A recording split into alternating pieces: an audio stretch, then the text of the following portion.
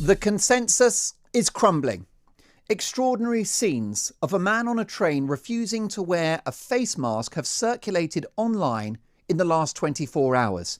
Notwithstanding the details of that case, it's pretty clear that when it comes to policing this mask rule, the authorities have lost the plot. Because do you know why?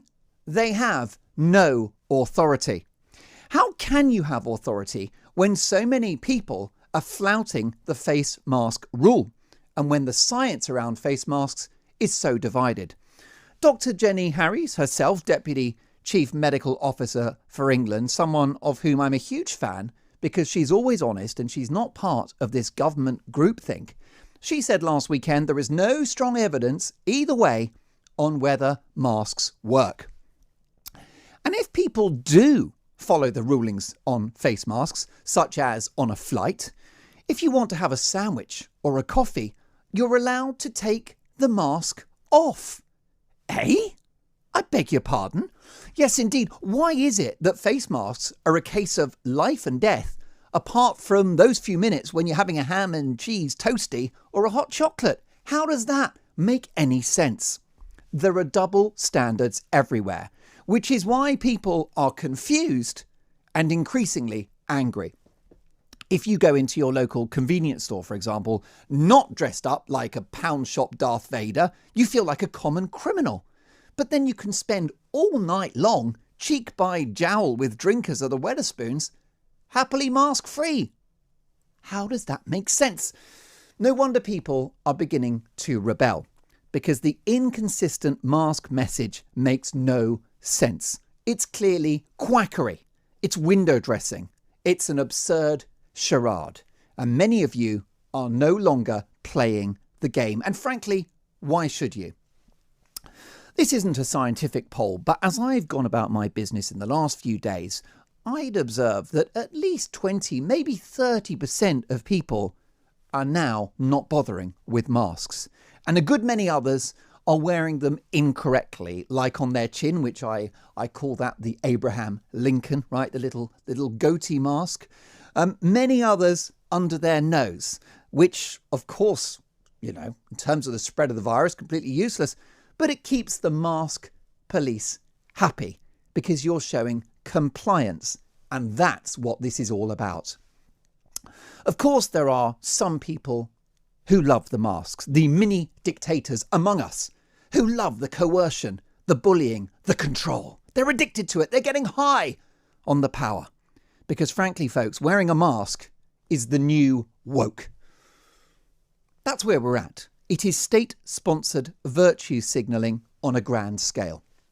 The mask obsessives are the COVID cowards who would happily see every last industry close down and every last job disappear until we reach a state of COVID zero, which sounds like a soft drink, but is a crazy aspiration to eliminate COVID altogether. Folks, it ain't happening. If it were to happen, there of course would be no country left at the end of it. Now, we were not stupid when the initial government advice at the beginning of the pandemic came out. The advice was to stay home and save lives. We got it. We also got it when we were told to stay alert in May. But we're now being taken for fools, and many people are rebelling. But obviously, you mustn't take to the streets to demonstrate, because like Piers Corbyn, a rare member of the Corbyn family I agree with, you'll be saddled with a 10,000 quid fine for your pleasure. We are told that masks are there for reassurance. Did you know that? Apparently that is the most compelling argument for masks is reassurance. Well, I'm not very reassured by the prospect of £2 trillion worth of national debt.